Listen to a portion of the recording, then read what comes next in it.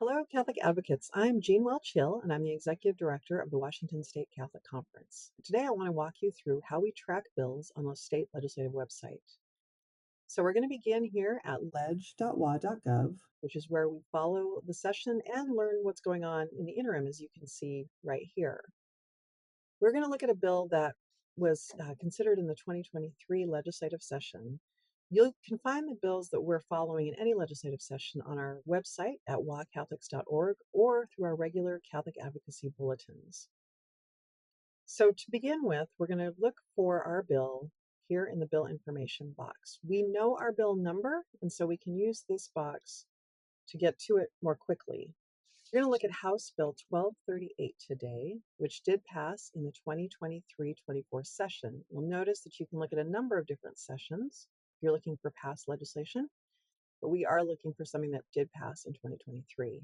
So we just type in our bill number, hit search, and this will take us to the bill page. On this page, there's a lot of helpful information, and unfortunately, we're doing this video outside the legislative session, but this will give you a sense of what it looks like for any bill that you're interested in for any sessions. So beginning, we have the bill number. HB tells you this is a House bill. If it's a Senate bill, that will be an SB, and the number will start with 5,000 or 6,000, and it tells you what session we're in. This page also gives you a brief overview of the bill, very brief overview of the bill, and tells you who the sponsors were of the bill. A bill can have one sponsor or it can have several, as you can see here. You can click on any of those sponsor names as well to find out what other bills they've sponsored if you want to learn a little bit more about their priorities. And you'll notice here, this bill was by request of the Superintendent of Public Instruction. That's important for legislators to note. It's important for you as an advocate to note. These requests may come from the governor, the attorney general, an agency head. It doesn't guarantee passage, but it does tell legislators that this is something that those who work in the field are interested in and have reviewed. This also tells you that there was a Senate bill considered at the same time, and here's the Senate bill.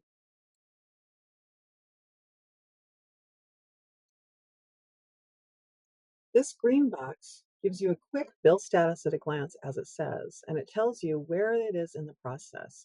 So this bill started in the House, so the first thing we're going to see is that it was introduced.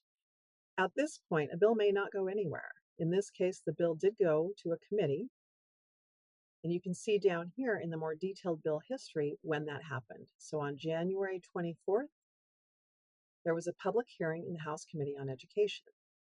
In that hearing, you have the opportunity to advocate in a number of different ways, which we'll talk about in a moment. After that hearing, the committee chair may decide whether the bill is going to be voted on by the full committee. And if that happens, then an executive session is scheduled.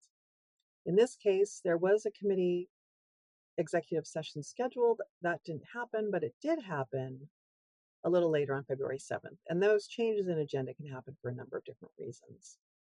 In that executive session, you can see that the majority substituted the bill. And so you can view the substituted bill through that link as well. This is the bill that's moving forward now. And you can look at the minority report to see who voted against the bill. This bill was to provide free school lunches, and so it cost money. And so any bill that costs money has to go in the House to an Appropriations Committee. In the Senate, it will go to the Ways and Means Committee. So the bill went to Appropriations and had a public hearing there as well, which is also another opportunity for you to be an advocate. Like in a regular committee, executive action has to be taken in Appropriations as well, and that happened here. And you'll notice that once again, the bill was substituted. And so we have now a different bill with some different provisions. Once the bill passed out of Appropriations, it goes back to Rules, which can decide whether or not it's going to actually be heard on the floor of the House for a full vote. In this case, it did go to the full floor for action. And you'll notice that in that floor debate, more amendments were adopted. And eventually it did pass with 93 yeas and 3 nays. Once it passes the first chamber, which in this case was the House, then it goes to the second, which in this case is the Senate. On this side, it will go through a similar process with committees, as you'll see, a public hearing in the Senate Early Learning and Education Committee, referrals to Ways and Means because of the fiscal impacts, and along this way, the Senate can also add different amendments.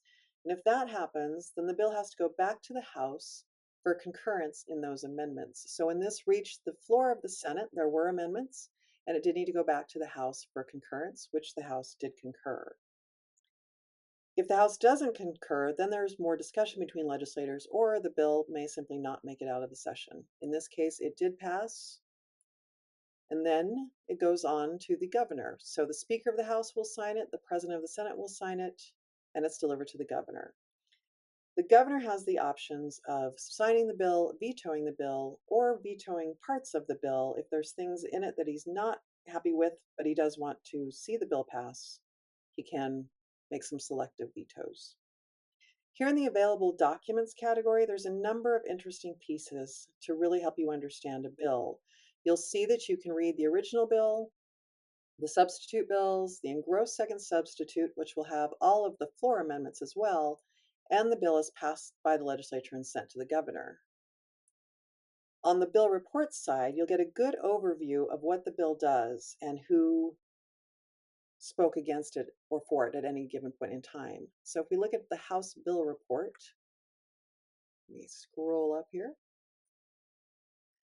You can see a brief history. You'll see a brief summary of the second substitute in this case.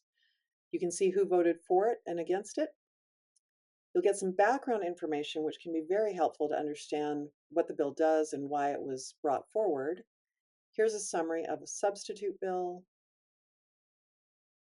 the substitute compared to the original bill, appropriations actions, and a staff summary of public testimony. So this can tell you what people found in the bill that they supported or opposed, and also who testified, those who signed in but did not testify, and we'll get to what those mean in a little bit.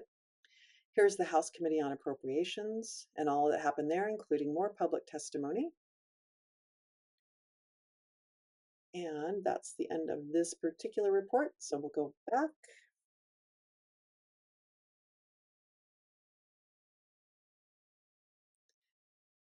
And finally, on the bill page, you can see all of the amendments that were offered and what happened to them. So we see floor amendments that were withdrawn, floor amendments that are adopted, the committee amendments, and again, that final engrossed bill.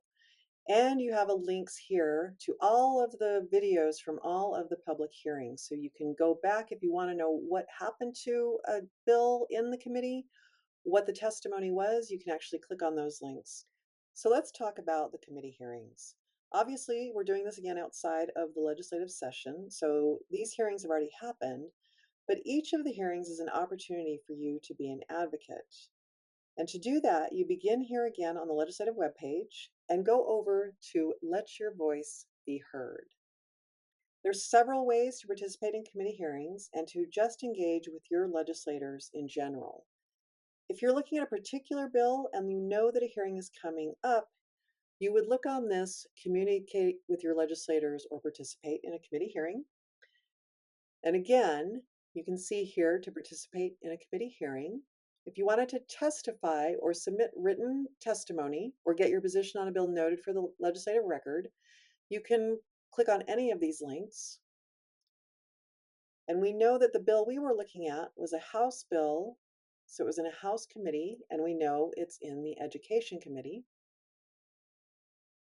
And this would take us to that committee and the particular committee meeting that we wanted to testify in.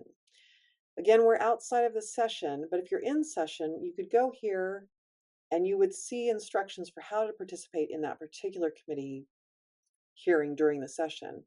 What you'd see here would be quick buttons that would say, click to sign in pro or con, which, as it says, you would sign in and say, I'm pro or I'm con, and then you would provide your name and any group you represent, and that's the extent of the requirements to sign in. And those pros and cons are added up for legislators and the public to see. You could also sign in to testify remotely or in person, and that means If you're testifying remotely, you'd be given a Zoom link. If you're testifying in person at the appropriate time, they will call upon people to testify. Sometimes, even if you've signed in to testify, you won't be able to do so, most likely because they've run out of time or have too many people listed. And so if there's a lot of folks wanting to testify, they will kind of randomly pick who can testify, or they'll have established beforehand who will be allowed to testify. So signing in to testify is not a guarantee, but it is an important option to have. The other option you'll get here during the session is to submit written comments, and that's a way to up your advocacy and have something more specific that legislators can look through during the process. Note that if you want to sign in to testify or sign in pro or con, you can do so up until 1 hour before the committee hearing. After that point, you will not be able to sign in for the committee hearing, but you can go back to sending an email to your legislator. And to do that, you need to know how to find your legislator.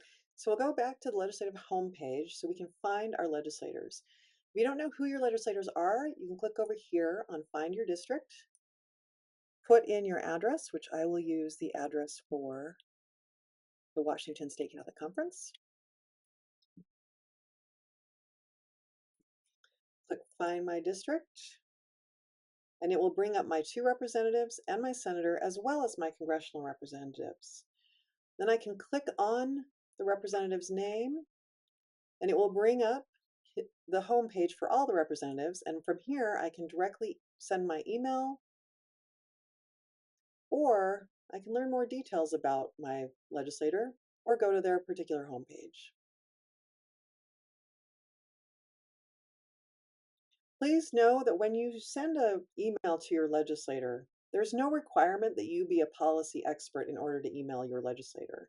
You can send something very simple, just saying, I support or oppose this bill, or I'm neutral, and give a few reasons for your position. And I would advise being succinct in those reasons. So pick no more than your top 3 and keep your email short, especially during the session. Legislators will get thousands of emails. They're not going to read a long email. We will provide talking points on bills of particular interest to the Washington State Catholic Conference, but you ought to be in contact with your legislators throughout the session, throughout the summer months in particular, when they're a little less busy, so that they know who you are and understand that you have some interests, that you are a constituent, and that you have something to say on these bills that they're considering. So I'm going back to the bill page to talk a little bit about amendments, because amendments are incredibly important to keep track of, since they can tweak a bill or they can drastically change a bill. And depending on your perspective, an amendment could turn a good bill into a bad bill or vice versa. So with HB 1238, this bill was significantly changed during the course of the session. The original bill was to cover free lunch and breakfast for every public school student requesting it. The final bill covered kindergarten through 4th grade students in schools where 30% or more students meet federal requirements for free or reduced price meals. The significant changes were made through an amendment on April 11th, and if we go to that amendment, we can click on it and see what it actually said. You can also again see the list of the other amendments that were either withdrawn, adopted, or not considered. And here it tells you very quickly what the effect will be of the amendment. I want to talk a little bit about a bill with another more stark example of what happens with amendments, and that is 5280. Again, with that number beginning with a 5, you know this is now a Senate bill.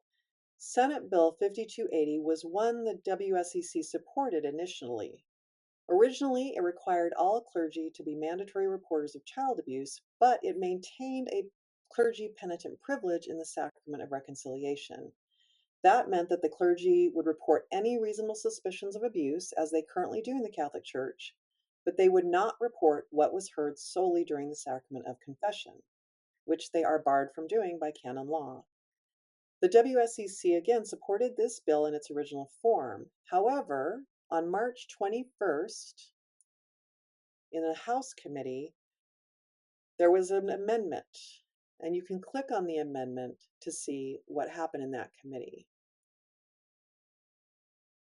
At the bottom of that amendment, If we scroll down, I apologize if I'm making you dizzy. It's a long document. You'll see what the effect was. And basically, it removed that exemption for information obtained through the sacrament of confession. So that very important exemption was basically taken out of the bill. With this amendment, the bill went from something that really didn't impact how the church is currently responding to abuse to a bill that we had to oppose because now it negatively impacts our free exercise of religion.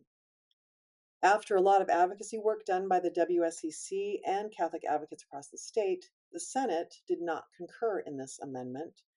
So by the end of the session, the bill did not pass. The bottom line is that when you look up a bill in the middle of the session, it's important to see where that bill is at the specific moment in time and to note what amendments have passed, as they can significantly impact your position on the bill. Thank you for watching. I hope this was helpful, and I hope to see you advocating with the WSCC during the legislative session.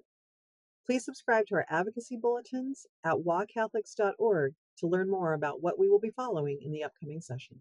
Thank you again.